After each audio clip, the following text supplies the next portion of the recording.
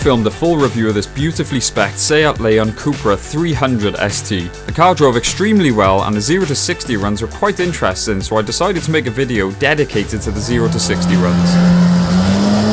The factory figures quote 4.7 seconds to 60, so let's see what happens in the real world. We now come to the fun scientific part of the video. We've pulled out the DRAGY, we are going to test the 0 to 60 time.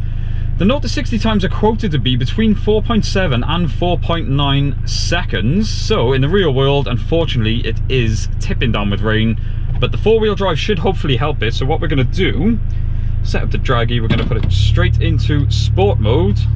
Double tap the brake, should put it into launch. Let Kenny know we're ready.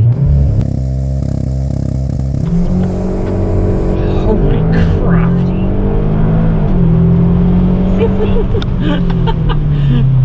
Well, I don't know what that time was, but my god does that launch well.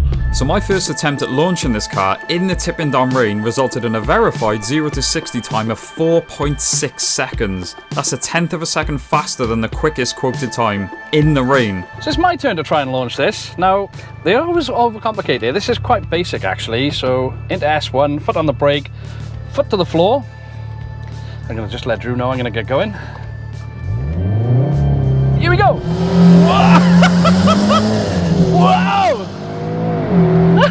60. Oh my god, this thing, this is a standard car. This, they shouldn't sell them like this. This is naughty. I wonder if that's actually improved on it. Obviously, I'm a little bit heavier than Drew, so we'll go on that. Kenny's attempt resulted in an impressive time of 4.7 seconds, exactly what the manufacturer quotes in the best conditions.